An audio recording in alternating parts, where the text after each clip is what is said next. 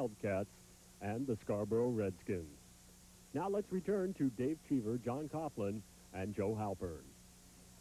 Thank you very much, Russ Piotr. Coming into this one, change of scene for us, John Coughlin, as we have some of the Coney girls moving behind us. Do we know any of them? The ugly ones.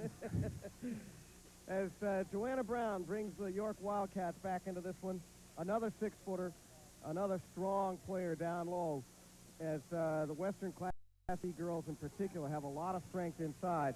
And they're going to be seeing somebody who I'm kind of excited about. I did not get to see her in the quarterfinals, but Katrina Olmstead lit it up for 23 points, and she and Sarah Scott were the big scorers as they beat Mountain Valley in the quarterfinals, 55-43. The Scarborough Redskins come in here looking for the upset over the York Wildcats.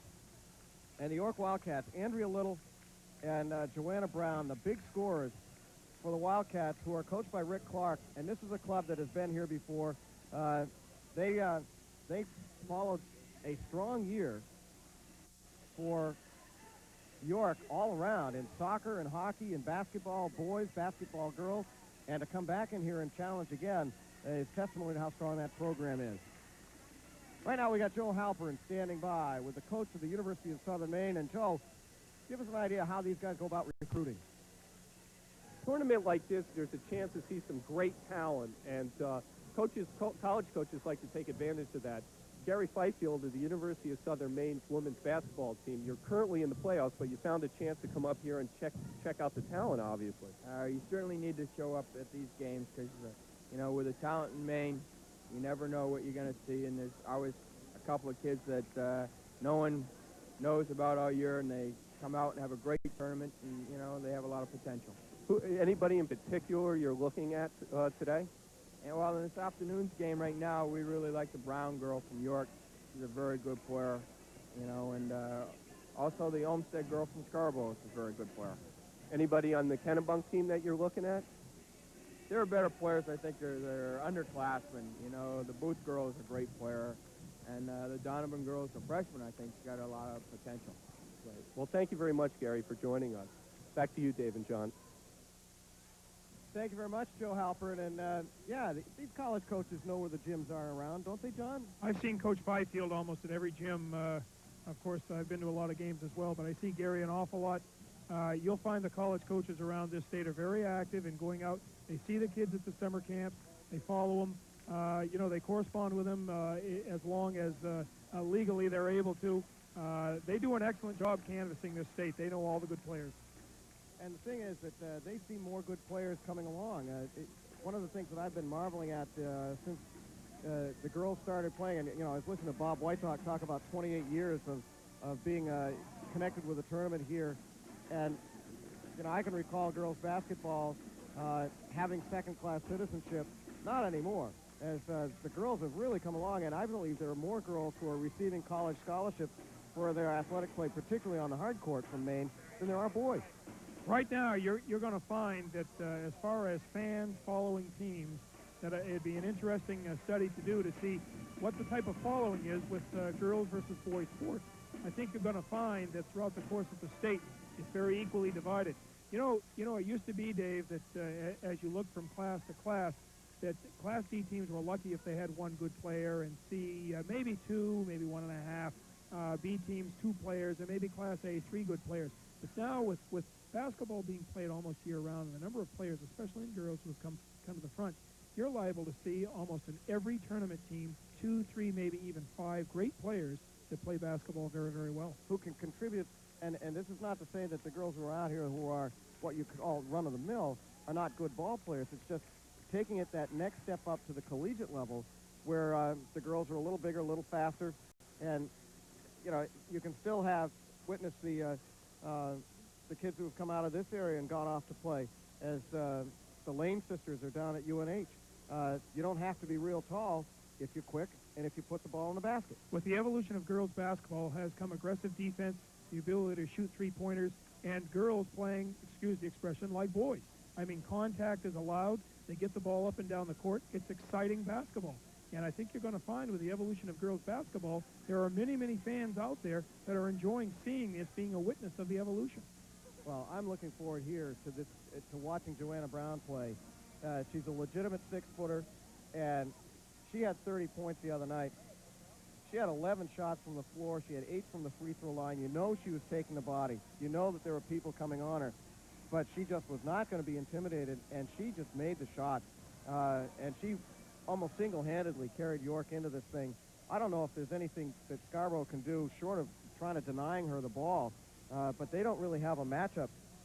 Perhaps Jen Adams, who's 5'11", but I don't think she's strong enough, and Kate Bernstein, who's 5'10". But even there, even if they tried to do as Kennebunk did with Erskine in the previous game, where Rebecca Donovan and Allison Booth denied Margot Bailey the ball by fronting and backing her, Joanna Brown is going to be in there, and she's going to work for her points. Coach Mike Murphy does a fine job with Scarborough, and I'm sure he's going to rise to the occasion with an excellent game plan. We have both clubs out here warming up. The officials for this afternoon's contest, Charlie McDonald out of Augusta, standing just before us, and Phil Stirk out of Sanford. We're at the Augusta Civic Center. You're watching Western Maine Class B semifinal girls action on Maine Public Television. We'll be right back. Union Station in Bangor was a magnificent building, demolished in 1961, a victim of urban renewal.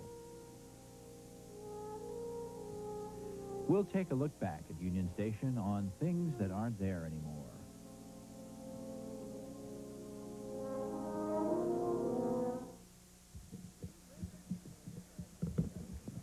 Looking down at the Scarborough cheerleaders off the far end of the court.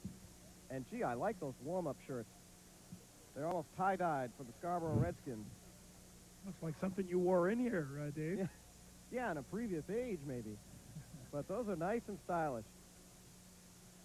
And for the Scarborough Indians, when we start, the Scarborough Redskins, rather, when we're talking about where their offense comes from, we're talking essentially two people, both 5'7". Katrina Olmstead, who was a penetrating guard for Mike Murphy. She throws it up from the outside, but she loves to come right at you. And against Mountain Valley, she was unstoppable from the floor, as she was 7 shots made from the floor, another 9 from the free throw line for 23 points. And when she got caught up in the action and looked around, she had a teammate, Sarah Scott, who also was in double figures, as they were the only two in double figures against Mountain Valley. And Scott also not only shot well from the floor, but she shot very well from the free throw line. And that's another thing that, with coaching and with the accentuation that they've had to place on the kinds of things that win ball games, John, is when you talk about making free throws, if your free throw percentage is down, chances are you're not going to be here. None of these teams would be here if they had poor free throw shooters. Every coach here understands the importance of shooting free throws. These girls are shooting free throws throughout the course of the year. They all have nice shooting forms. Once again, majority of these kids have been to camps. They go to summer camps. They're playing year-round basketball. They started playing basketball when they were young, and they've continued right up through. They're seeing role models from a very early age. They pattern themselves after them, and it shows. I mean, every one of these kids have great or outstanding offensive ability. But what you're finding and what I see is that the physical skills of the kids, the ability to jump, their strength factors, they're on weight programs, and the level of basketball just increases. And the level of competition comes in to play as well. As everybody gets better, the harder the competition becomes. And if you have any talent at all, it's bound to develop. And we've got 2 semifinalists here to show it. To the other side of the court, and public address announcer Bruce Fielding. You're watching high school championship basketball on the stations of Maine Public Television.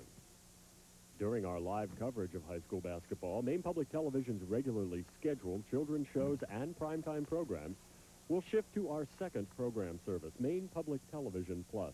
That's Channel 26 in southern Maine and Channel 39 in central Maine.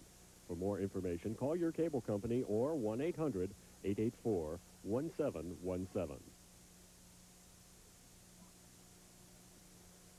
Back here, and now we'll go to Bruce Fielding. A little bit ahead of my time, I think. As we're set for the introductions of the rosters and the starting lineup for the semifinalists here in the Western Class B semifinal between Scarborough and York. Good afternoon and welcome to the Augusta Civic Center for the Western Maine Class B semifinal game between Scarborough, visitors in the dark uniforms, and York, the home team, in the light uniforms. Officials for this game, Phil Sturrock and Charlie McDonald, scorer Lee Campbell, timer Bob McGuire, and the score clock, Jack Gaudette.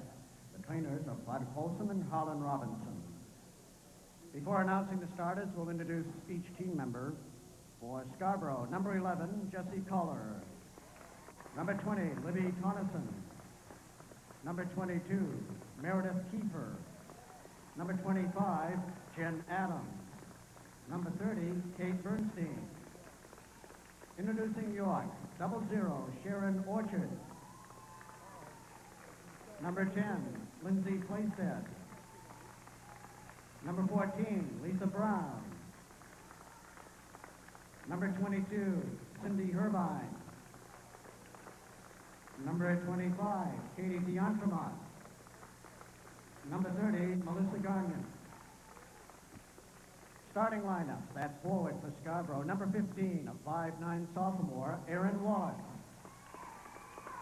Forward for York, number 24, a 5'10" senior, Molly McDonald. Forward, number 24, a 5'8" junior, Sarah Scott. Forward, number 20, 5'11" senior, Andrea Little.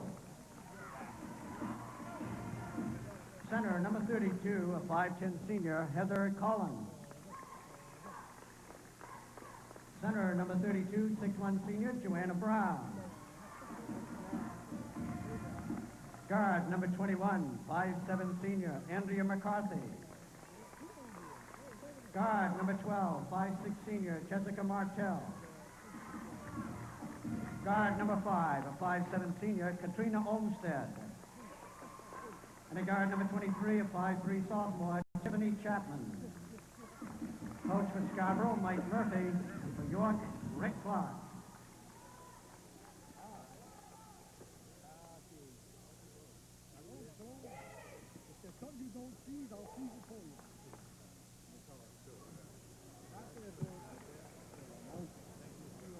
Girls are lining up. And then Mike Murphy. That was the last game. Come on off. Let's get this thing underway. The logistics of tournament play is always critical. I mean, what time do you come out onto the court? Are you standing around too much? It's always a tough thing for a coach. What do you think about how do you keep them moving? Now there's no anthem, so, hey, we're out here. The York Wildcats against the Scarborough Redskins.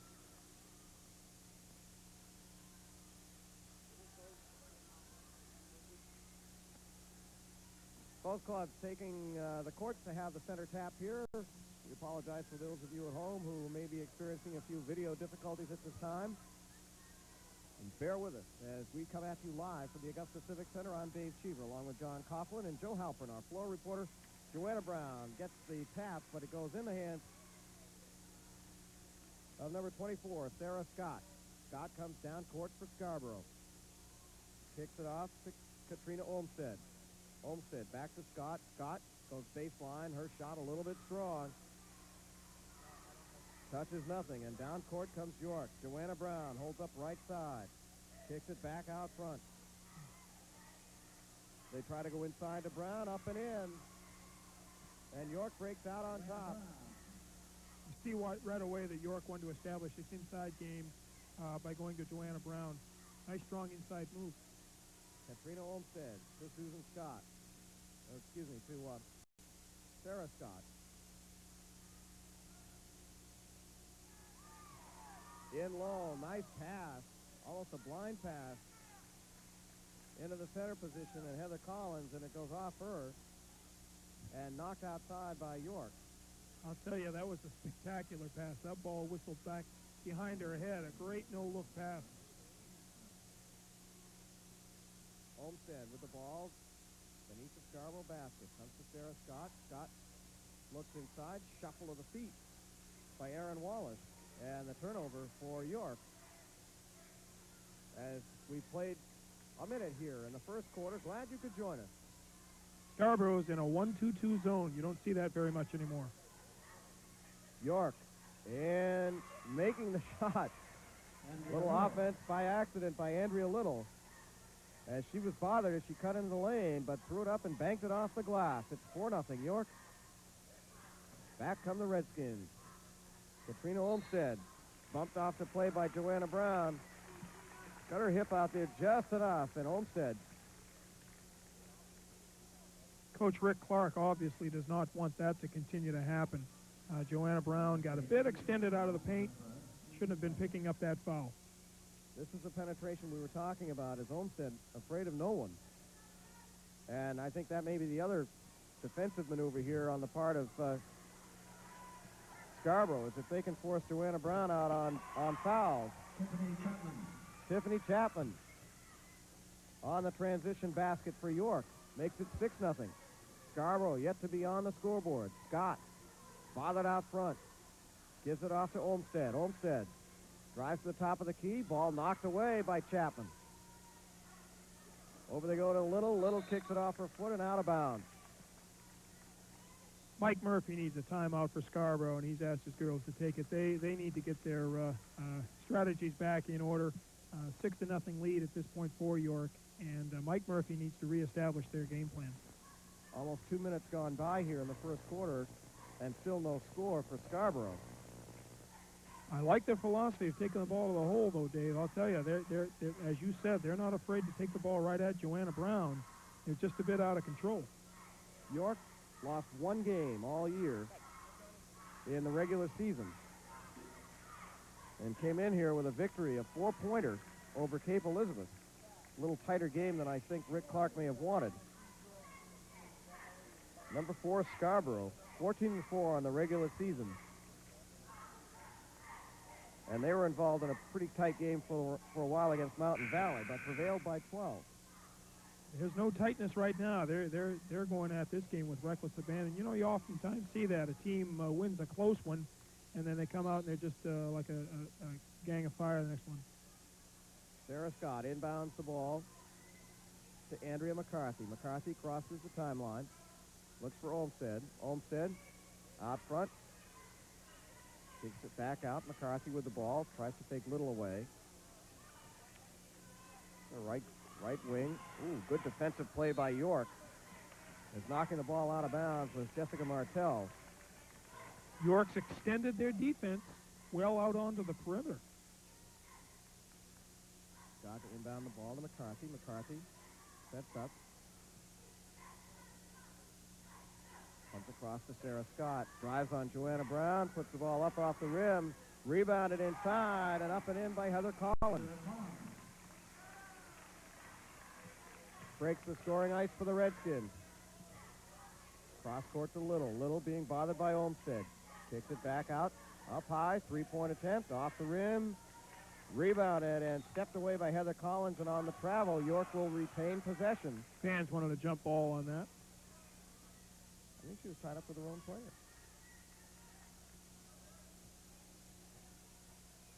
Joanna Brown flashes to the ball. Up and in. Boy, you've got to know where she is every time down the floor on defense, because she wants the ball, and they're going to give her the ball. I suppose that's a play somebody's seen before. I think we'll see it again, too. Sarah Scott comes to Olmsted. Olmsted dribbling right hand. Breaks into the lane, holds it up, back to Scott. Scott comes baseline, up and in. 8-4 is our score as we're into 5 minutes to play first quarter. Red ball is a little too much hurry up on the offensive pattern in the front court for York. Scott into McCarthy, back to Scott. This is just token pressure to try to get Scarborough to start the defense, to start their offense away from the hoop. Shot draws nothing, and York comes down with the ball and enters the ball easily And to McDonald. You can't allow that ball to be entered that easily inside. They've got to pick up those cross cutters. Molly McDonald trailing the play. Flashed to the basket and got the ball and the hoop. 10-4 is our score. Collins with the ball up high to Scott. Scott takes a look. Into Collins. Collins up and in. Joanna Brown not wanting that second foul.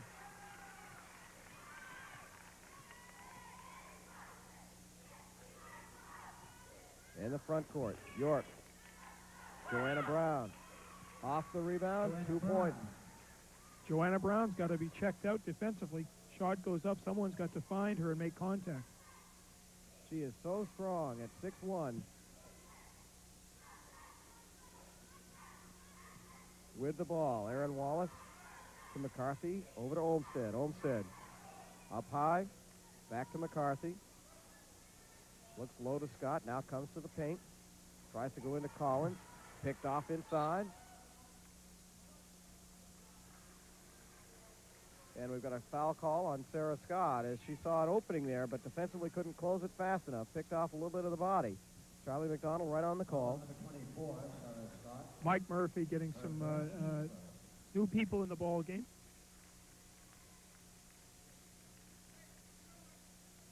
Coming in is Cindy Herbine. And number 30, Melissa Gagnon. Up high. For York. Chaplin with the ball. Takes a look. They try to find Joanna Brown. Now they have it. She spins in the lane, goes up in, and fouls. Patient offense by the York Wildcats until Joanna Brown decides to make her move, John. One of the problems with a 1-2-2 zone is that by natural strategies, the 1-2-2 zone is open in the middle. The old jug defense, as they call it, it's open in the middle. And Joanna Brown right now is just living in the middle of that jug.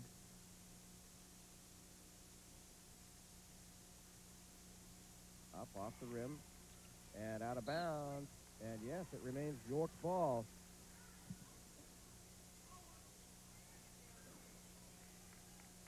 Aaron Wallace couldn't keep it in for Scarborough. They look for Joanna Brown again. She works a nice screen. And out of the pack comes Sarah Scott. Scott looking for number 22, Irvine. Irvine crosses center court, gives it off to Olmsted. Back to Scott. Thought about the three-pointer for a minute, decides to penetrate, and gets fouled in the bargain. Molly McDonald made a nice strong move from the perimeter. Found an opening, slid inside, goes strong to the basket, and is fouled. Jessica Martell calls for the foul on that. Thought they had almost a couple choices there as Molly McDonald was on the scene as well. Sarah Scott at the line makes the first. Sarah Scott is a real outstanding driver. And I'll tell you, Scarborough shows great team speed. If they can get their pressure game going offensively, create a little bit up-tempo, they're in good shape. 2:38 to go, first quarter. 14-8 our score here. The top-seeded York Wildcats leading the number 4 seed, Scarborough Redskins. Into the front court, Joanna Brown. Out high to Chapman. Chapman takes a look. Comes to Andrea Little. Little cuts across, back to Chapman. Out high. Joanna Brown hollers to her. Where do you want to go with it? To Chapman on the baseline. Back to Joanna Brown. Into the lane. Leaves it short. Rebounded. Nice play in there by Scarborough. Cutting to the ball was Aaron Wallace. Up court comes Olmsted. Coach Murphy's got to be pleased with that last time down on defense by Scarborough. Girls played a nice job inside. Moved their feet very well defensively. You see the drive to the hoop here is just blocked out of bounds and retained by Red. Katrina Olmsted will inbound the ball. Watched there by Andrea Little. They come to Sarah Scott. Scott out high to Herbine. Herbine loses the ball in traffic. Nice play there. Back comes Chapman. Chapman bumped off on the play by number 30, Melissa Gagnon. Tiffany Chapman is one of those pester guards that are everywhere. It's one of those that when you go to sleep at night, you're going to dream about or a nightmare about. She's everywhere. A former pesky guard, John. Your heart goes out to her, right? Exactly. The water bug. She's all over the place. Every time you turn around, she's got a hand on the ball. She's a natural-born leader, that girl. And only a sophomore. Molly McDonald going out, and in comes Liza Brown for Rick Clark's York Wildcats. 15-8 our score. We're under a minute 6:45 to play in this. The first quarter of the Western B semifinal. Girls action. 16-8. Chapman almost steals the inbound from Herbine.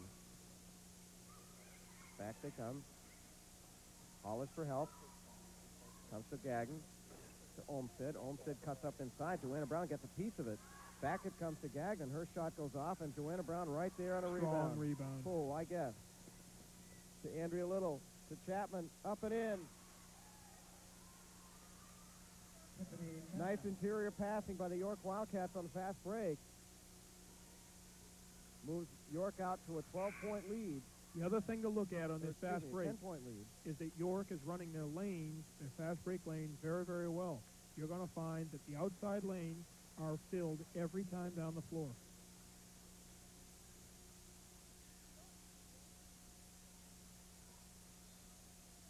Off the inbound play.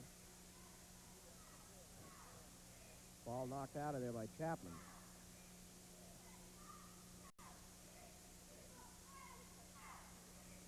Now with the ball, McCarthy. To Olmsted. Olmsted looks to go on Little. Ball almost thrown out in front to Scott.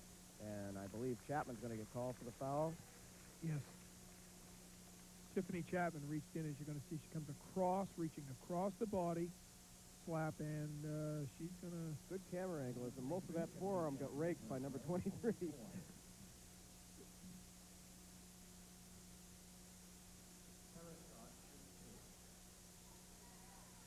Sarah Scott goes to the line. She gets 2 shots here. Minute to play exactly here in the first quarter. If you missed the first one, perhaps just getting home, we had a mild upset as the Kennebunk Lady Rams knocked the Erskine Eagles out of this tournament 58-55 in the first semifinal this afternoon. This second semifinal will decide the girls' Western Final. Off the miss. Back comes York. Jessica Martell loses the ball in traffic. Scott picks it up. Back comes Scarborough. Nice pass. Heather Collins, nice play. Couldn't quite pull off the conversion on the basket. Andrea Little spins inside, gets the roll. Another 4-point turnaround for you, John. That sure was. That was a tough play for Scarborough. That was a real nice pass into Heather Collins, perhaps too much underneath the basket. Scott into the front court. Spins into the lane. Up. Oh, just a little too strong on a layup. Back comes York. Joanna Brown fills the left lane, gets the ball, drives to the hoop, up and in. Outstanding. Outstanding fast break basketball. Perfectly positioned to get that pass. And Joanna Brown was like a train. She was headed to the hole. Now picks off the pass. She comes out of there. She's dribbling hard. Comes down, holds it up, takes a shot, leaves it short. But we've reached the end of one. It is 22-9.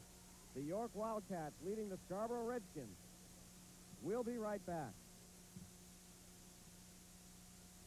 You think television shopping is only on cable. See what you're missing on Maine Public Television. It's Maine's biggest at-home shopping extravaganza. See your business promoted during the 23rd Great TV Auction. This year you can be there throughout the season with an adult season pass. It's not too late to donate. Call the auction office at 1-800-884-1717 during business hours.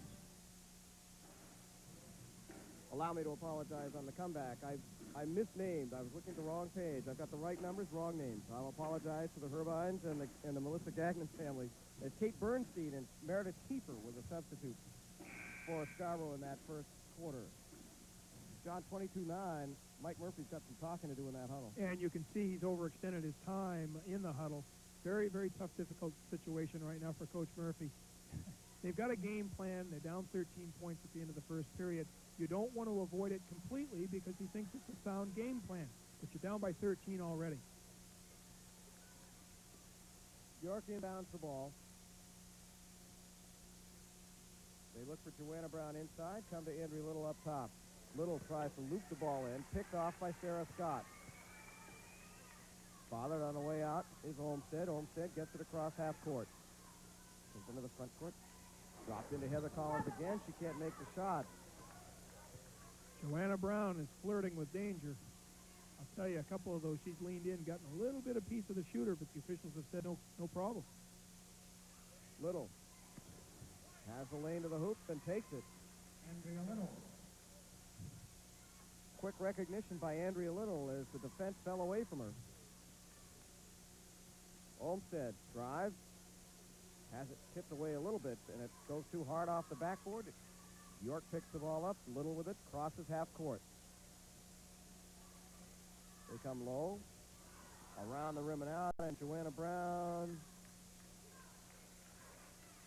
Coach Murphy is about to wholesale substitution.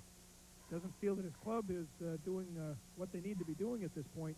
But I'm going to tell you right there, that foul on Joanna Brown with 2 right there could be a deciding factor here as we continue the ball game. Heather Collins is being sent to the bench for what? A shirt being untucked? Charlie McDonald sent her to the bench. And now we get the substitutions as Joanna Brown takes a seat. Scarborough, trouble inbounding the ball. Now with it is Kiefer. Kiefer crosses. Kicks it off to the right and out of bounds. Tough break there. The first opportunity Libby Coniston had to touch the ball, and it goes off her hands and out of bounds. These girls are in a tough situation right now. They're still in the ball game, and for some of them, it's the first time on the court.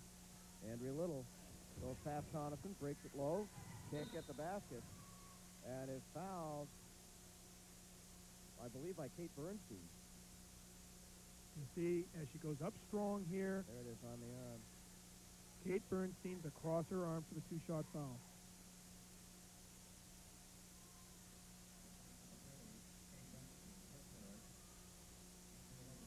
Andrea Little.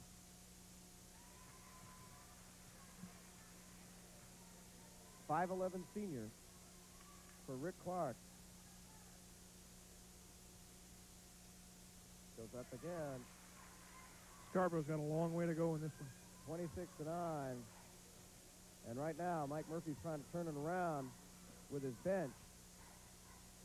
Into the front court comes Meredith Kiefer. Thomason. They lose control of it. Back. Oh, and the foul. And the basket. Jessica Martell. Jessica Martell makes a nice, strong move to the basket. Watch her turn her shoulder in as she shoots the ball. The foul didn't disrupt her shooting motion as she turned to the basket and scored. Strong move by Martell. 28-9 by York over Scarborough. As they have just blitzed the Redskins here. Martell, when we come back, will get a free throw to extend us to a 20-point lead at the 6:23 mark of the second quarter. That bench right there feels very, very badly about the opening of this ball game. I mean, they're down almost by 20 points at this time, but none of them have stepped forward to play basketball. And I know Coach Murphy realizes that his team's a lot better than that, and so do the individual players. On the other hand, the York bench is real satisfied with itself. They're running in high gear. They're playing great basketball, kicking the ball out and running the floor.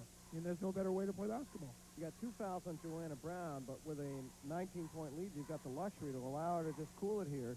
And we may not see her until perhaps even midway through the third quarter, depending on how this proceeds from here. Now, Coach Murphy now has elected to go back with his majority of his first string players. They're waiting to come into the ball game. Martell at the line, shoots, makes it. There's the horn. Now we'll get them back. Collins, Olmsted, McCarthy, Scott, and Aaron Wallace come back for the Redskins. Sarah Scott inbounds the ball to Katrina Olmsted. Scarborough's won 15 games on the season. They have the ability to play good basketball. Wouldn't be surprised if they make a strong comeback at this point in time. Olmsted looks for a little bit of room, can't find it. And we've got a double dribble coming up on Aaron Wallace.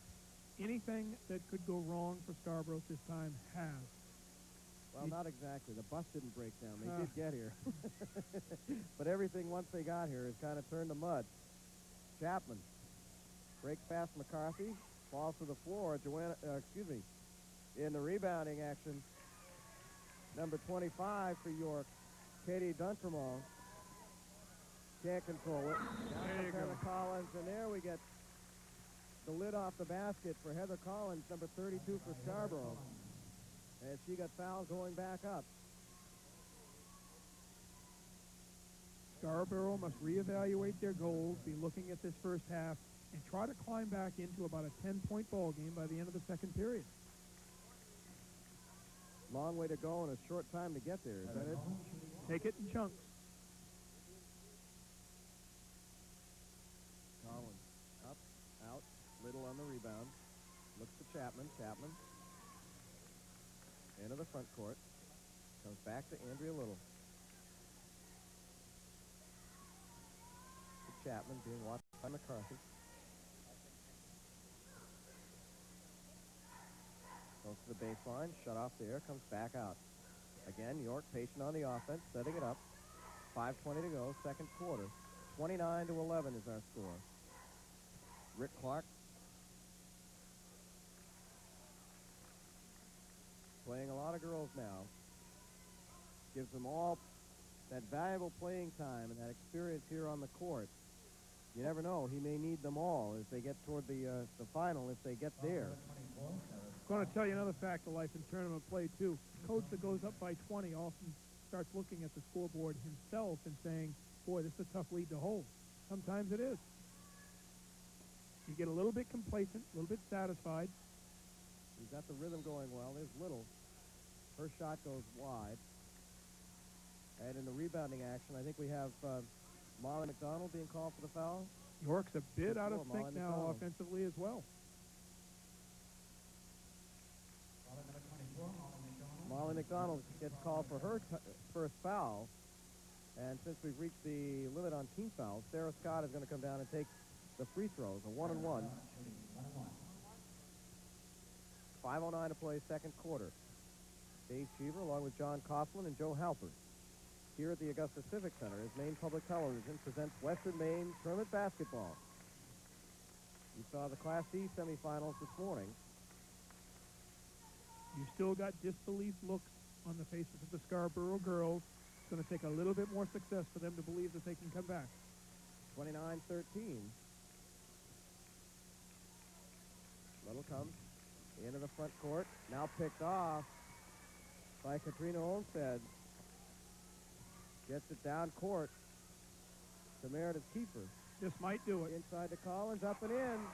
Okay, now you got our hearts are starting to pump a little bit right now. Here comes the defensive pressure. And Rick Clark starting to squirm a little bit on the other side.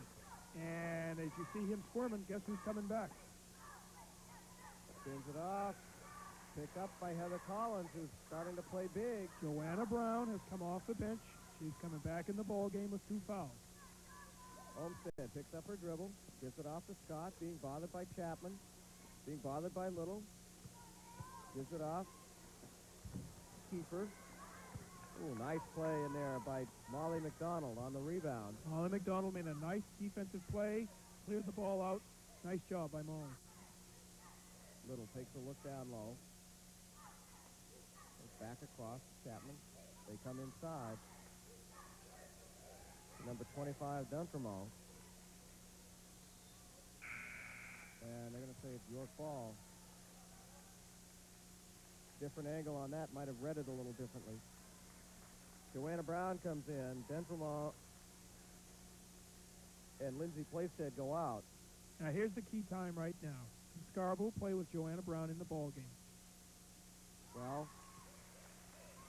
thanks very much, Coach. Glad you brought her back off the bench.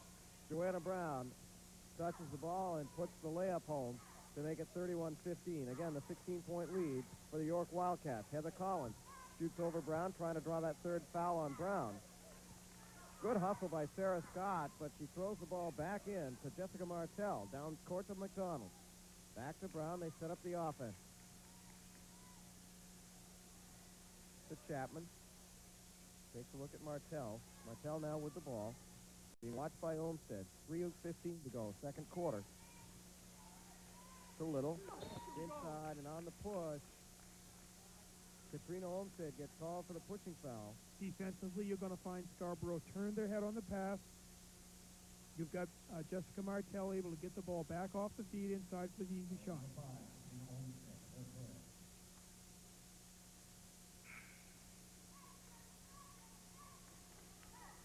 That's another telling statistic there. Katrina Olmsted is so quick.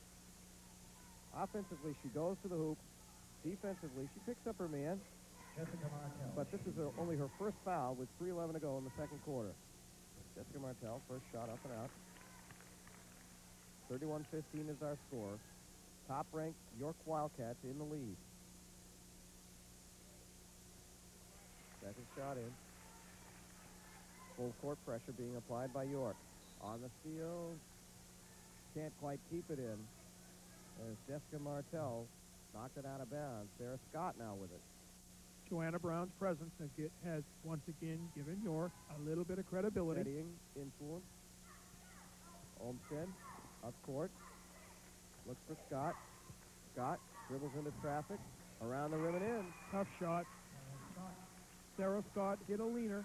Big-time shot right there. They had Liza Brown on the cut. They couldn't quite get her the ball, so they bring it back up, set up the offense. In they go to Joanna Brown. Her shot goes up off the rim and out. But a foul here, I believe, on Collins. Bill Sturck approaches the scorer's bench. Joanna Brown broke free along the baseline. See Rick Clark talking to Tiffany Chapman. This is what I want you to do. Boom, boom, boom. It's important the last 2 minutes and 40 seconds that the game doesn't get away from them at all. Brown gets the shooter's roll. 33-17.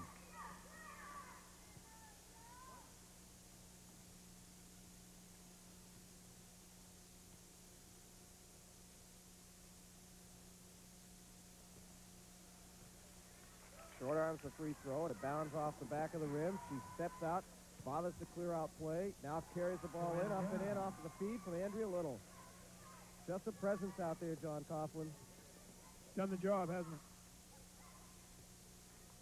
Bothered out front. Meredith Kiefer gets the ball to Olmsted, over to Scott. Scott knocks Chapman down.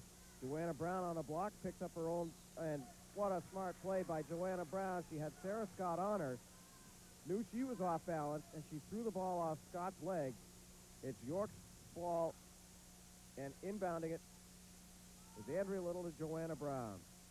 Martell drives the lane, puts it up and in. Joanna Brown has made every one of these players a better player over the last 2 minutes. Meredith Kiefer breaks into the front court. Picks up the dribble, goes into Heather Collins. Collins, nice block by Joanna Brown. She feeds it out to Little. Little's going to race for it with Kiefer. Puts it up a little hard, and Olmsted's going to come back. Racehorse basketball here. Sarah Scott with Collins. She saw it, but she couldn't quite get the basketball to her quickly enough. Exactly. 1:43 to go, second quarter. 20-point lead here for the York Wildcats, and Chapman sits.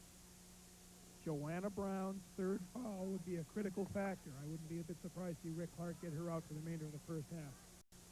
Kiefer's shot up and in. Jessica Martell with the ball for York, being watched by Olmsted. They come to Andrea Little. She picks up the dribble and gives it to Joanna Brown. To Melissa Gagnon. Number 30 in white.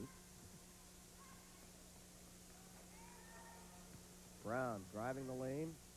Just such strength. Referee shielded from the play a little bit. That might have been the third foul, John, but Joanna Brown got away with one. Good players often do. They come to Sarah Scott. She gets fouled on the way in. 1:03 to go, second quarter. As you can see the drive here by Sarah Scott. She goes up with her right hand. Is fouled on the way in. Rick Clark says, yeah, I think I saw that too. I think I'll have her take a break. Go.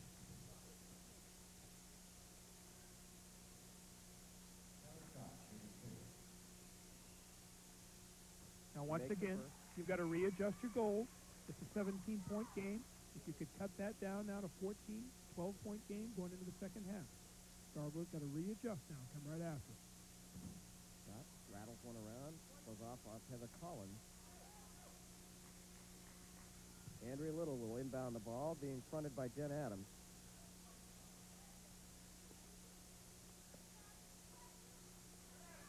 York easily beats the press. In they come to Liza. Liza Brown up. Brown and woman out. Back just inside the free throw line. Martell with it now. Cuts into the lane. Her shot off the rim. Scramble beneath the basket. Back up and in by Andrea Little. Andrea Little. That's frustration. 6 or 7 offensive bounds. Keeping the ball alive on the offensive board. York takes advantage, and then we have a tie-up between Heather Collins and Jessica Martell.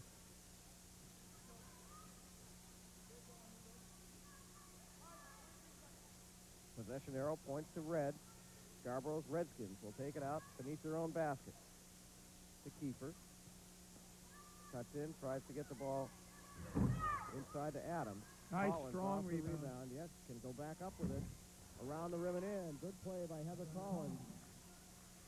A 17-point lead as we come to the final seconds. Martell holds it up. Takes a look to Little. Little with 3 seconds to go, 2-1. And that'll do it for the first half. The York Wildcats come out and make a statement as they pull a 17-point lead on the Scarborough Redskins and show perhaps why they are 17-1 and now 18-1 coming into this semifinal in Western Class B. The score at halftime: York 39, Scarborough 22. We'll be right back.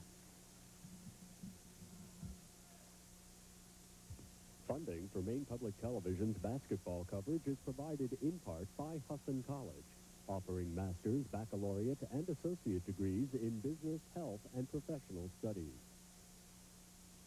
And by Oakhurst Dairy, a Maine dairy working with local farms to serve Maine families since 1921. We're back at the Augusta Civic Center. I'm Dave Cheever along with John Coughlin and floor reporter Joe Halpern as we've reached the halftime of this one as the York Wildcats lead the Scarborough Redskins 39-22. If you were with us for our first semifinal this afternoon, at halftime of that one of the folks that you'll be meeting in tomorrow's action here from the Civic Center, Meredith Finn, introduced us to some of the fun it is for a lot of the kids in Western Maine to be playing on the big floor.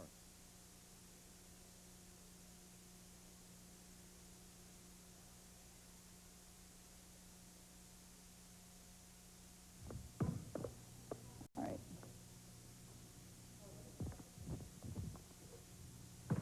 Back 15 feet from the backboard in this area called the top of the key is the foul line where players take their free throws. This box in front of the foul line is called the bucket or the 3-second area because the offense only has 3 seconds once they're in this box to get off a shot. In 1988, a new line was painted on courts across the state. At 19 feet 9 inches out from the basket, an arc was placed that has changed the intensity of the game ever since. We asked the teams what they think of the three-point line. I think the three-point shot adds a lot more excitement. It also causes a lot more heartbreakers because we've lost because three-point shots before. I think it makes the game a lot more intense because it can keep the score close. And if you got a three-point ball game and going into the fourth quarter, it's a lot more interesting to watch than if a team's behind by 15 and they can only get 2-point baskets. I've never told one of my kids not to shoot a three. In fact, I get upset sometimes when we don't shoot a three. I want the three to go up if they're open. When the shot presents itself, we just let it go. We're not doing it to show off for people. We're doing it to give us points. The court and the surroundings are the same for the boys and the girls. For instance, the backboard is 4 feet tall and 6 feet wide. The basket 10 feet from the floor to the top of the rim for both. One of the few real differences between the two is in the size of the basketball. The girls is half an inch smaller in circumference. Another real difference is in their strategy. Try just to relax. You need to get in flow from the beginning or you're going to be in trouble. You just need to relax and start things out well so you don't have to play catch-up in the end. First thing I think is pass the ball to guard. That's the first thing I think, so I don't really like to dribble all that much. So I like to get the ball into the guard's hands, and I like to get the offense run. Whatever offense it is, whether it's zone or flex offense, I like to get it run and do it right. Maybe get a shot off. They can learn that if you're committed to something, that if you're dedicated to something and that you stick to it, that you have a chance to be successful. And that's not just measured in terms of wins and losses, but that you can really get along with people and work hard at something and have fun at something. Back at the Augusta Civic Center, and Joe Halpern, our floor reporter, as some of the folks who also have fun at something here, the cheerleaders who come into this building, and he's with Jen Herduer, the cheerleading coach of Scarborough High School. You know, a basketball tournament isn't just for the players, it's also for the cheerleaders. And today we are looking at the Scarborough cheerleaders, one of the most unique cheerleading squads in the state. And I have at my right here Jen Herduer, the coach. Coach, what makes this squad so unique? Well, as you can see, I have 2 males on my squad, and also we have 3 gymnasts on our squad, which really helps us out a lot. What are some of the maneuvers that you do that other teams won't do? We have a lot of really difficult stunts. Having boys on the squad really helps us out a lot. The team really prepares themselves for the season. They all attend a private lesson at Maine Academy of Gymnastics once a week. I've got several girls who are in dance classes, and they really work all year toward their season. And I understand that you guys have competed in tournaments, and you had a problem with doing a couple of the more difficult maneuvers with the judges. Right. We actually placed second place in the conference competition, and at the regional competition they were disqualified for something that. Was it a maneuver that they weren't allowed to do? What was the problem? It was actually something that, according to the judges, thought that they needed to have a spotter, and it was a misunderstanding between myself and who makes the rules. Well, we certainly enjoy watching your team, and thanks for being here and talking with us. Back to you, Dave and John. Thank you very much, Joe Halpern, and as you can see, these kids have to practice a lot. This is showtime for them too, John. It sure is, and they put as much time, into the course of their season as oftentimes the players do as well. And, certainly around here, we've had some folks in the media get in trouble because they think that some of the cheerleading stuff isn't athletic. There's a lot of athleticism called for if you're going to be a top-notch cheering squad. Cheering has become a very competitive situation between schools. You're finding schools putting a great deal of emphasis upon cheering. The cheerleaders are given equity in gym time, practice time, with all the sports during the winter. So obviously it has become an impact sport on this state. We are at halftime between the York Wildcats and the Scarborough Redskins in a game that Mike Murphy, the coach of the Redskins, would like to start over again, as York has staked itself to a 17-point lead, John, and as we so adequately saw in that second quarter, just when Scarborough thought they were going to come up for air, Rick Clark from the York Wildcats said, I think I want Joanna Brown back on the court. Let's take it back even one step before then. The first time that Joanna Brown went out with 2 fouls, York was leading 29-9. By the end of the period, York had only scored 10 points, and Scarborough had scored 13. The tempo of the ball game had swung, even though they weren't able to cut into the lead very much, had swung in favor of Scarborough. Coach Clark does recognize that. When he did sit her down again, she came back in very, very quickly because he saw the tempo swinging the other way. Right now, I'm sure if Coach Murphy could have his way, he'd like to attack inside immediately, pick up her third and fourth foul, forcing the York coach and the York players to have to play without her. I think that's the only thing at this point in time that will key the ball game away from York. Joanna Brown is a dominant force and single-handedly is controlling this ball game. Meanwhile, for Scarborough, you've got Sarah Scott and you've got Katrina Olmstead, neither one of whom has been able to get out here and assert herself the way, say, Heather Collins has had an opportunity, and she's been able to create some room for her inside, and she's also been able to get a couple of the entry passes from the outside of the offense, the perimeter. But even at that, we're still looking at a difficulty on the part of Olmstead in particular, and maybe what she needs to do is establish an outside shot. Scarborough has only 3 players that have scored in the first half. Heather Collins and Sarah Scott each have 10 points. The only player other than those 2 that have scored has been Meredith Kiefer. She has 2 points. Scarborough right now is not able to get the ball in the hands of their best scorer consistently.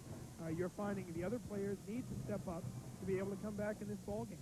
Obviously, with 22 points in the first half, you're looking at an output in the second half that's got to be a considerable portion. Scarborough's going to have to find kids picking up the slack offensively and at the same time somehow handling Joanna Brown, who leads all scorers in the first half with 14 points. You've also got a situation here, John, too, where it's not just that they're not able to get the ball into the hands of Katrina Olmstead, who's been their big scorer along with Sarah Scott during the course of the season, but it's so much that when they do get her hands on the ball, she's not in a position to do anything with it the way she has been accustomed to, and say when they've played teams that they've handled pretty easily. That's right. And when you have a player with the quality of play that Katrina Olmstead has, it's difficult for her to come out here and be frustrated, and you start questioning your decision process, and that in turn slows you down, and you wind up frustrating your offense even more because you're falling further and further away from what got you here. The first 2 or 3 minutes, as you're right, Dave, will dictate the second half for Scarborough. If they're able to come back, rejuvenate their offense, play good defense, they might be able to creep back into this ball game. But again, let's take it in chunks. Let's see if we can get by the end of the third period back into a 10 or 12-point ball game. Yeah, perhaps if they can knock this lead in half. That's right.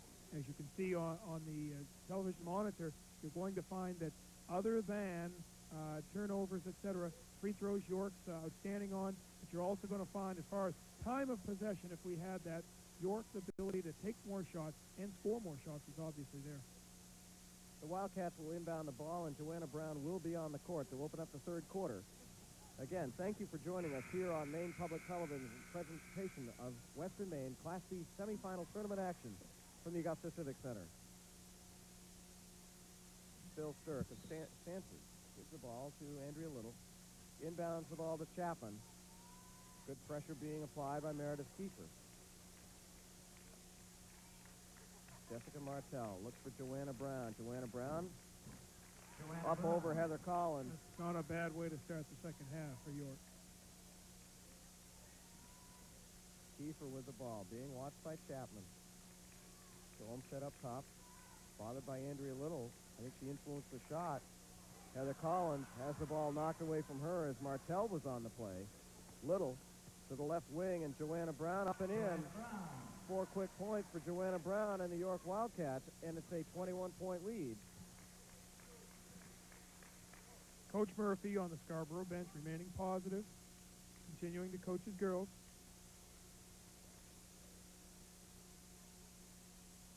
We've got a push on Tiffany Chapman being charged here. So we'll inbound the ball again.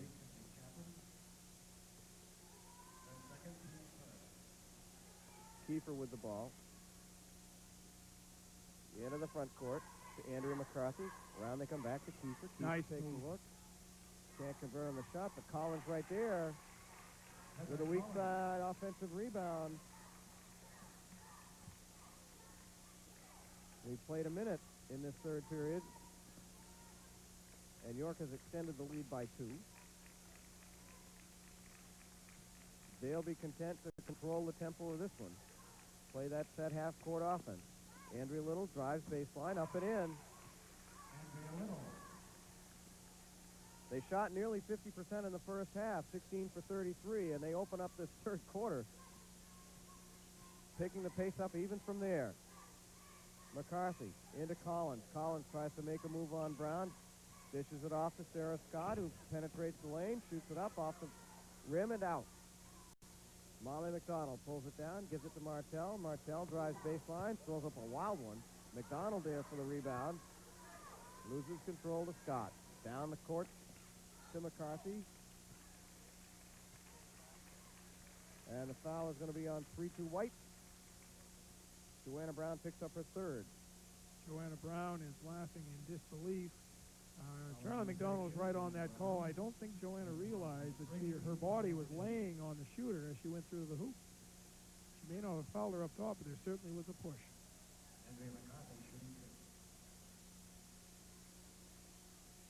6:05 to go, third quarter, 45-24. Scarborough, McCarthy misses a free throw. Scarborough is certainly struggling offensively, but they're struggling defensively as well. They cannot continue to give the York the ball inside as they are. McCarthy leaves it short again. York comes down court. With the ball out top is Martell, the winner. Looking underneath. Comes to Martell.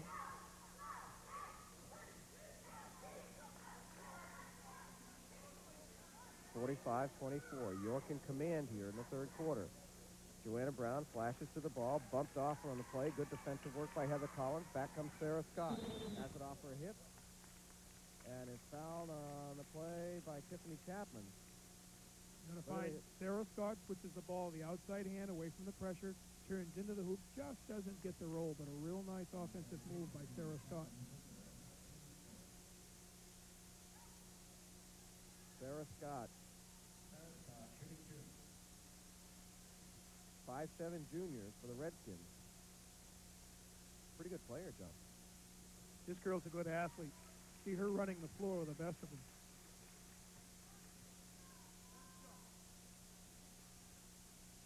Makes the first, cuts it to a 20-point lead. Leaves the second one short. Out of the pack comes Andrea Little. Little. Down 3 on 5. They wait to set up the offense. Patience on the part of the Wildcats. 5:20 to go, third quarter. 20-point lead for York. To Martell, cross court to McDonald. McDonald cuts into the lane, throws it up and in. Boy, they're getting the roll on everything right now. Good, strong move. Meredith Kiefer being watched by Chapman. Cuts into the lane. Gets it outside to Sarah Scott. Her shot goes up and off.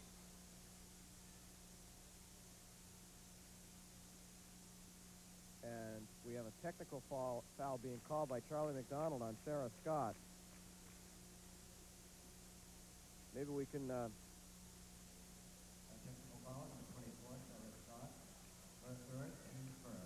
we can speculate on it, John, but I didn't hear anything in the mic just above the basket. Unfortunate situation. I'm not sure what Sarah did do. A word or two might have been said. Of course, referee Charlie McDonald, obviously, that's the last thing he wants to do is call something like that as well. But at the same time, rules are rules. Tiffany Chapman makes the first, makes the second. And York retains possession of the ball at half court. Sarah Scott talking with Mike Murphy on the far side. Obviously a learning process for everybody involved here. Coach Murphy would like to know what went on. Scarborough steals the ball and almost as quickly loses control of it in the front court. Katrina Olmstead will inbound it. Comes to McCarthy. Nice play. Back to Olmstead. Olmstead drives on Brown. Her layup goes off the rim and out, and rebounded there by Joanna Brown. Comes out off high to Chapman. Chapman drives the lane, feeds it off to Little. No hurry by the part of York, but a little bit of a step there by Jessica Martell with the turnover. Coach Clark, it's obviously important to him that York, even though they're leading by 24 points, plays well.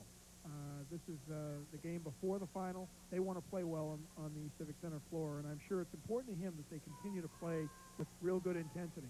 Composure and discipline, correct? Exactly. They're going to need it Friday night.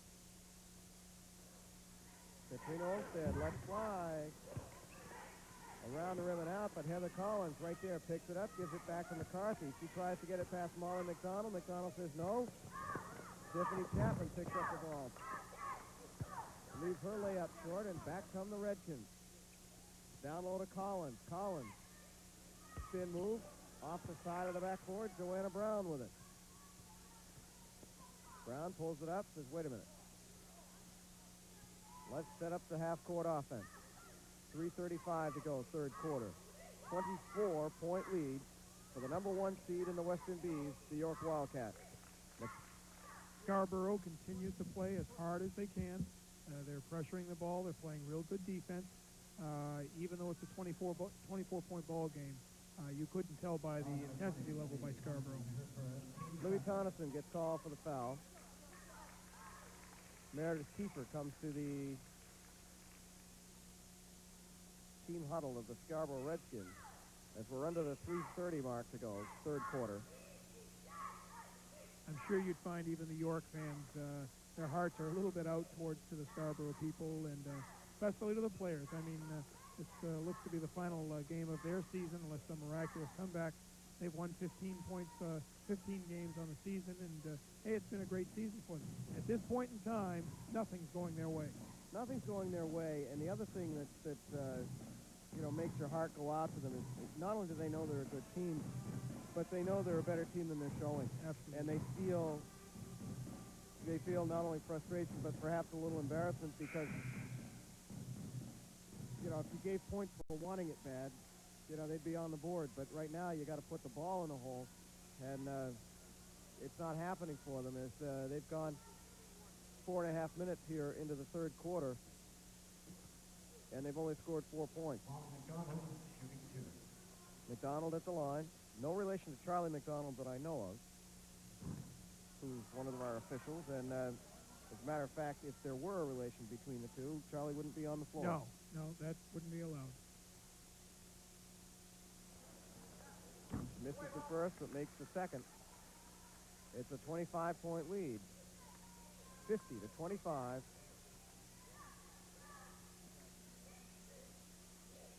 McCarthy to Tonneson to Kiefer. Kiefer cuts through the lane, running hook, off and out. Andrea Little picks it up. And Joanna Brown is on the bench for York. Chapman gives it off to Martell. Martell, a little bit out of control, tries to get it underneath. Rough shot, but back up and in is Molly McDonald. Even their mistakes are working out well for them at this point, John. Yes, they are. Tonneson being bothered by McDonald. Loose ball comes to McCarthy. She's being watched by Martell. They try to feed it out to Meredith Kiefer. Folks want a travel call, but I don't think she ever had control of the ball. And now they're saying there's a double dribble on Tiffany Chapman. So we'll give the ball back to Scarborough. I like the move by Rick Clark to sit Joanna Brown down. I mean, there's no risk of injury. Big ball game coming up Friday night. And it's important the other girls on the court learn to take up the slack as well for York. Joanna Brown is a senior. Here comes one your way. The quick hands are still there, John. I wouldn't know what to do with it once I caught it, though. Kiefer with the ball, being watched by Chapman. Holds it up. Looks for Olmstead. Katrina Olmstead, another senior, having a long afternoon out here. Heather Collins wanted the ball in the post and got it. Fighting. Sure Picks is. up the loose ball. Gives it off to Olmstead. Her shot, short. She follows it up, picks it up and in. And maybe that will get her started as we cross into the 2-minute mark, and we get the 6th point of the third quarter for the Scarborough Redskins. Scarborough keeps battling and battling. Katrina Olmstead picked the ball up in the quarter, sliced to the baseline, laid it in. Nice job. Katie Denfremont gets called for the foul. Starting to see some shuffling here for the boys' games tonight as teams are arriving. Olmstead gets the roll. 3-point play. 52-28. 1:55 to go. Third quarter. York with Tiffany Chapman under the control here to Martell. Long shot. 2-pointer by Sharon Orchard. 5'9" junior. That's not bad. Especially for a number 00. You got to wear that number. You got to be able to shoot. Andrea McCarthy fouls Andrea Little on the rebounding action. Good strong action inside. Girls have not stopped playing, even though it's a 26-point lead. Everybody's still playing hard. And why not? I mean, they're on. They're here. They're here. playing on live TV, playing with all of their peers here. And, you know, in Scarborough's case, fairness to them, a lot of these girls will be back here next year. Andrew Little to Dentremont, to Chapman, to Orchard. Throws up another one. And Olstead picks off the long shot. Gets it down to McCarthy. Looks to make a move on Lindsay Playstead. And it comes to Heather Collins, who cuts into the lane. Doesn't get the roll. The ball was down more than half the hemisphere of the ball, and it still didn't go through. Coach Murphy is wondering, how did that happen? Orchard from the side again. This time leaves it short. Well, she's not going to be cheated. Making up for lost time in that first half. Olmstead turns around and dribble it right into Andrea Little. Nice pass. They come to Dentremont. Good look by Chapman. And Orchard tries to stop the breakout play by the Scarborough Redskins and fouls Olmstead. Katrina will take the ball out beneath the York basket. 42.8 seconds to go in this third quarter. 54-28 is our score. The York Wildcats in control of this one.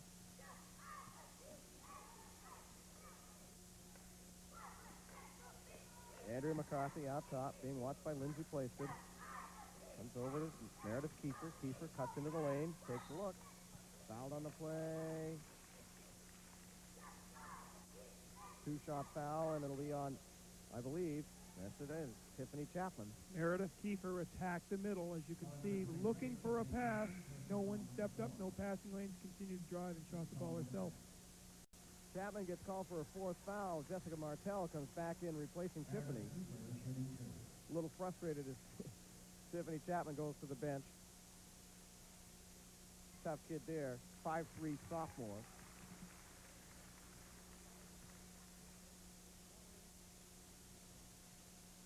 Be a good matchup Friday night.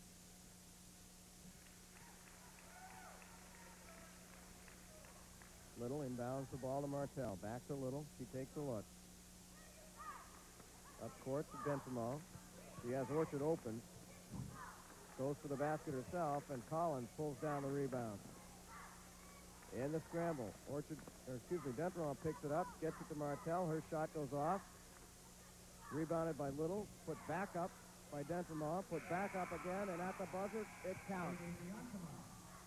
Outstanding offensive effort. How bad do you want it? Read the T-shirt last year. The answer is real bad. The score at the end of 3. The York Wildcats 56. The Scarborough Redskins 30. We'll be right back. You're watching high school championship basketball on the stations of Maine Public Television. During our live coverage of high school basketball, Maine Public Television's regularly scheduled children's shows and primetime programs will shift to our second program service, Maine Public Television Plus. That's Channel 26 in southern Maine and Channel 39 in central Maine. For more information, call your cable company or 1-800-884-1717.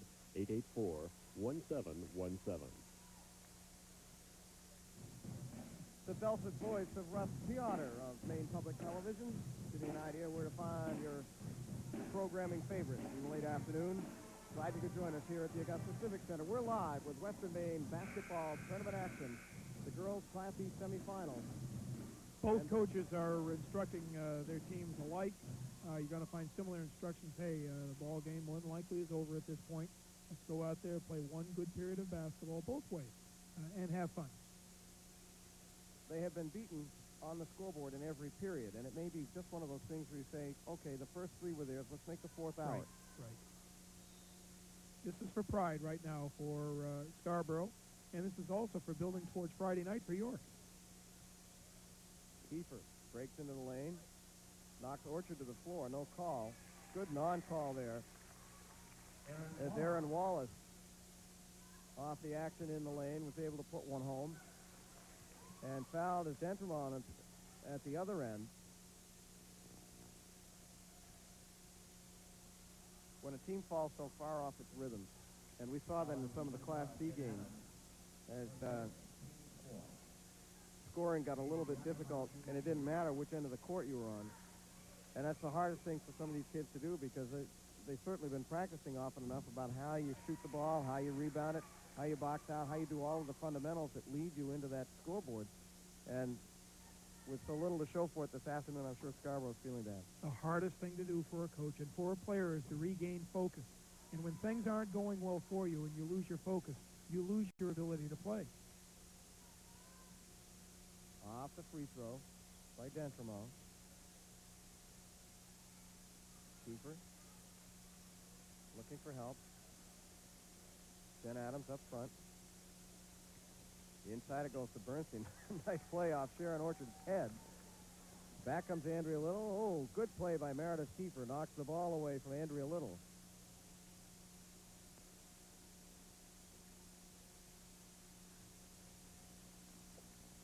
Mike Murphy has sat most of his starters here. Off the inbound pass, Katie Dentremont.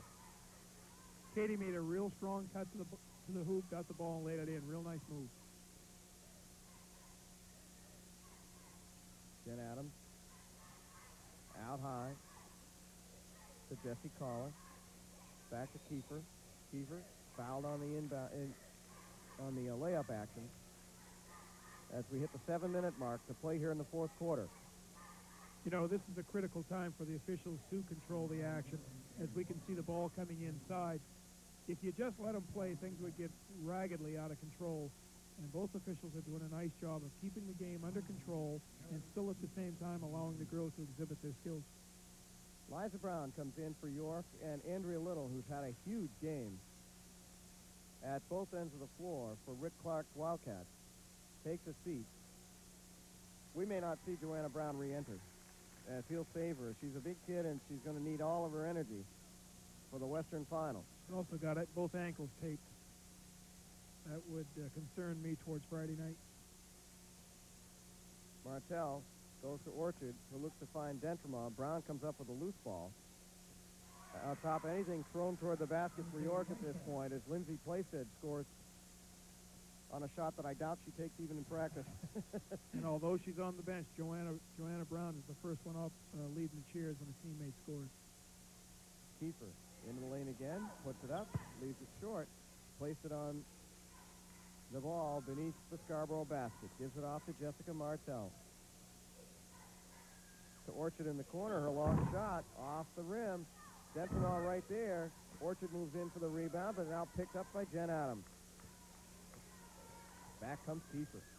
Kiefer takes a look, again goes into the lane. Showing good energy and no fear. Bernstein, first spin shot disturbed by Liza Brown. Out comes York. Martell comes to Orchard. Orchard gets on the scoring charts for the fourth quarter. Sharon Orchard filling that outside lane. 31-point lead for York.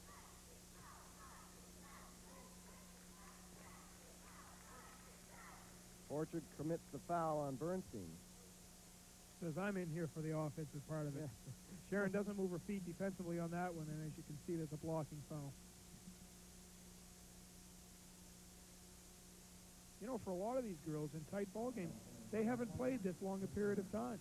And for some of these girls, even though it's a lopsided ball game, fatigue becomes a factor. Yeah. Now, Rick Clark is bringing Molly McDonald in as Orchard draws her third foul. Sharon's tired. She's tired, but she's contributed. She's had 4 points from the floor, mixed it up a little bit. Had a great time, too. She's had a good time. 5'9" junior. So you got to think Rick is looking to come back here next year with some folks who will be accustomed to playing on this floor.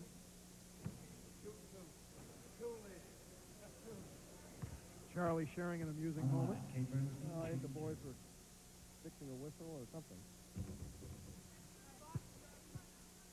Bernstein can't get the free throw to fall.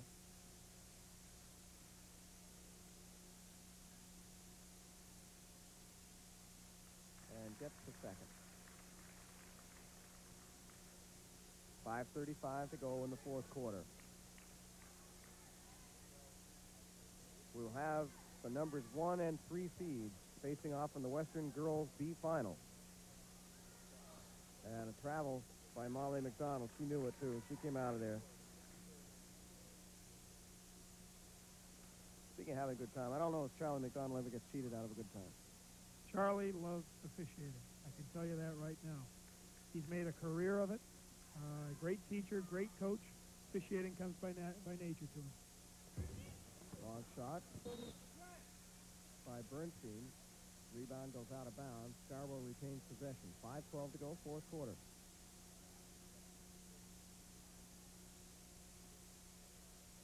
These are the hardest games to officiate, Dave, right here.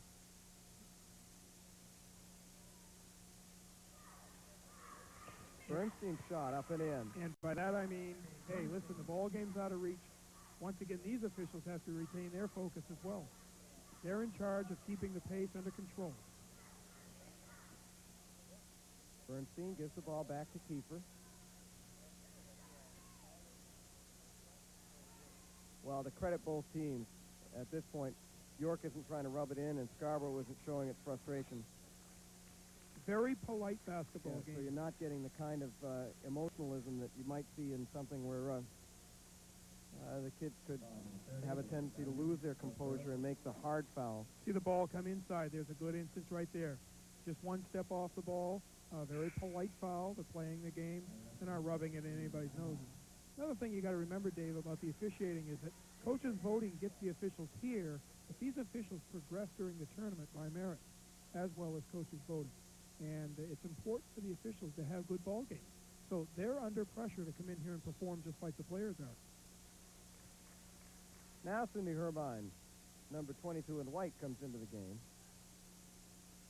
Molly McDonald goes out. Liza Brown inbounds the ball. Nice play. Nice play. To Placed it. Says, let's set it up in the half court.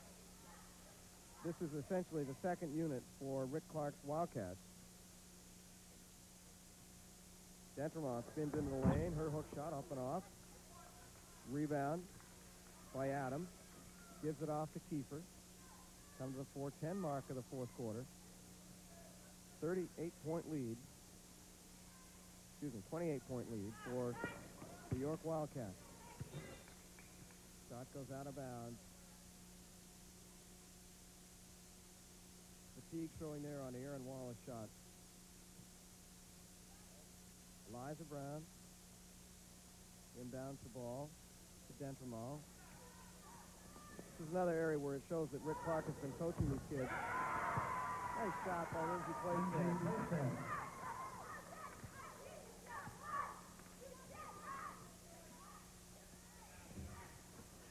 You never know what personnel you're going to have on the floor, John, so you got to have everybody used to getting the ball inbound. That's right. And advancing it up at least over the center stripe. Coaches oftentimes, as they go, as you get the ball inside here in the replay, turns and looks and is hit over the top. Coaches, as they progress the tournament, it's important at the tail end of the season to get more and more substitutes into the game because just as you said, Dave, you never know when one of these tight ball games is going to come down to a substitute coming off the bench in an unfamiliar situation. Bernstein makes one. Conason comes back in for Scarborough. Going out is Jesse Collis. 3:42 to play. In a game decided essentially in the first quarter as the York Wildcats came out and blitzed the Scarborough Redskins. Nice to see Coach Mike Murphy for Scarborough. Still up, still coaching, still applauding his girls.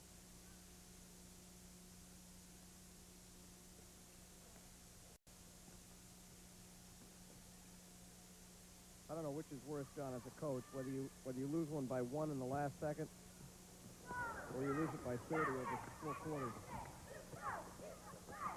Place it, back up, switch. You know, it really hasn't hit the Scarborough girls yet. About the time they get in the locker room, they'll recognize that their 5-month season is now over. Gone. And that's it.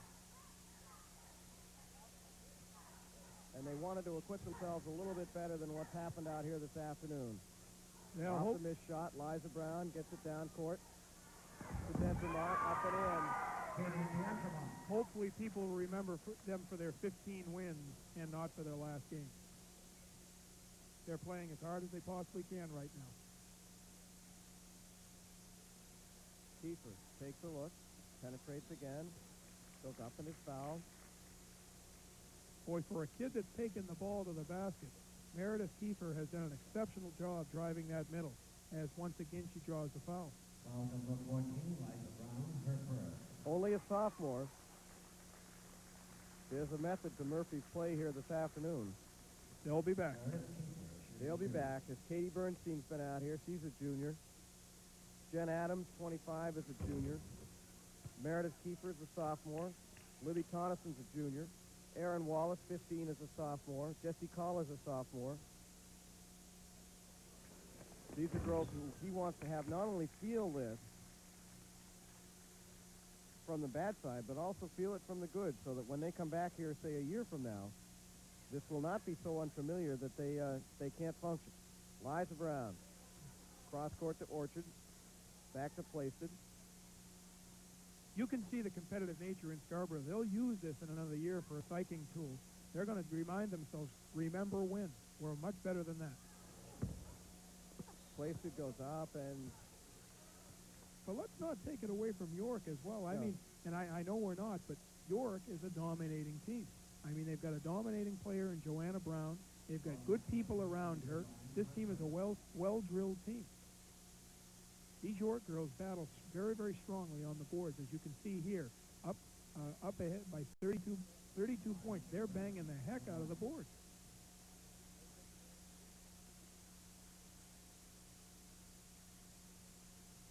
First shot is off the rim, gets her own rebound. Tonneson with it, out front to Kiefer. There's a small underclassman out here now. There's a shot and a basket. Jen Adams got the ball in the blocks in the low post, turned to her left and laid it in. A real nice move by Jen Adams. You know, Karen Harvey said that she didn't really, in her interview with Joe Halpern at the end of the first game, she didn't really care who they played as long as they got in the final. But I got to think that Harold Hansen and the Kennebunk Lady Rams might want to have another crack at the York Wildcats. I think there's a little method to his madness. I think there's something there. As we're now under 2 minutes to go in this one, it'll be a York County final. Kennebunk and York in the Western Class B Girls Championship. 70-40, a 30-point difference. Scarborough just looking to set up their half-court offense. Throw the ball inside to Kiefer. Kiefer bumped by Playstead, puts the ball up and in. Good non-call there by the official, too, as it took the defensive player right out of the play, and Kiefer had an unobstructed pass to the basket. Didn't have any bearing on the play. They're going to let that go at this point. Irvine gives it to Playstead, back to Cindy. Could hear a pin drop in here, Dave. Folks going to early dinner, maybe. Irvine throws it up. And Liza Brown breaks into the scoring column. Off the rebound of the missed shot. Am I imagination, or is everybody in here left-handed now? I've seen more left-handed shots in the last minute.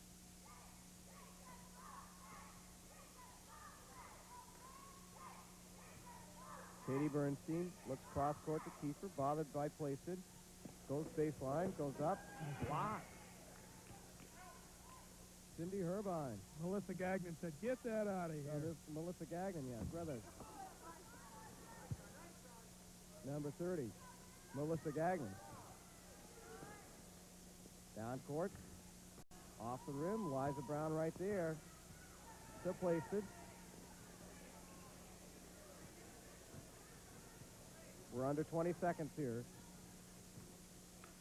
To Orchard. Orchard turns. Melissa Gagnon. No. And out comes Katie Bernstein. They go right to Playstead. Back to Liza Brown. She's going to go. Take that left in. Oh, she puts it up to the right. 5-4. Here's Liza again. Up and in. And that'll do it. Mercifully, the horn sounds for the Scarborough Redskins as their season comes to a close on the tag end of a 74-42 game. The York Wildcats, ranked first in Western Class B, advance to the finals. They will take on the Kennebunk Lady Rams. You see the handshake line going through. This was a decisive victory for York. This was a victory that York had to have. They came out of a tough ball game the other night, needed to show that they're a dominating team. This club's going away from this win with a full confidence now that they can beat Kennebunk. It's going to be an interesting matchup Friday night. Two outstanding big men leading their team into this final game. 74-42 is our final. York defeats Scarborough. We'll be right back. Funding for Maine Public Television's basketball coverage is provided in part by Husson College, offering master's, baccalaureate, and associate degrees in business, health, and professional studies. Working with local farms to serve Maine families since 1921. Back at the Augusta Civic Center, Dave Cheever along with John Coughlin, as the York County contingent here has emerged victorious in the Western semifinals, and we'll have an all-York County final on Friday night as the York Wildcats defeat the Scarborough Redskins 74-42. To our left, Rick Clark is standing by to talk with Joe Halpern as the victorious coach of the York Wildcats says, hey, it was easy right from the start. Well, we got the final that everybody anticipated, York and Kennebunk, and I got Coach Clark here from York. That was quite a statement you made in the semifinals, Coach. Well, we talked about the first game we played was a little bit sloppy, and we hadn't done as well as we could. We wanted to make everybody understand that we're a much better team, and I think we did that today. Scarborough's not a bad team. We just took it away from early and kept right on. What's it going to take to beat Kennebunk? Well, I think we have the depth, and we have the big people to match up with Booth, and if our guards can match up with their guards, I think, it's going to be a great game. We've been looking forward to it, but we have to take them one at a time. Have to concentrate on Scarborough. Now we can concentrate on Kennebunk. Well, congratulations, Coach. Thank you very much. Back to you, David John. Thank you very much, Joe, and I think Rick Clark has got this whole thing scoped out, John. I think he understands that this has been the matchup that they've wanted in the final. I think it's been long awaited. I think both teams are going to be anxious to get at each other. It's a great matchup. I mean, both teams have an awful lot of similarities, and right now they're the two teams left to win it all. Hey, thanks very much this afternoon for your help, and a good job this morning, too, John Coughlin, as we got our broadcast underway here from Maine Public Television. And for those of you at home, we're going to be joining Carmen Sandiego in progress, and don't forget to come back tonight, as we have in the first game tonight, the Greeley Rangers against the Mountain Valley Falcons, and a fellow by the name of Andy Bedard. You might want to check that one out. And the Kennebunk Rams will be taking on the Gorham Rams in the 8:45 game. The final score here, 74-42. The York Wildcats defeat the Scarborough Redskins. And where would we like to go? Well, we'll wrap it up from here. This has been the Western Conference semifinal girls action. I'm Dave Cheever along with John Coughlin and floor reporter Joe Halpern, bidding you good afternoon.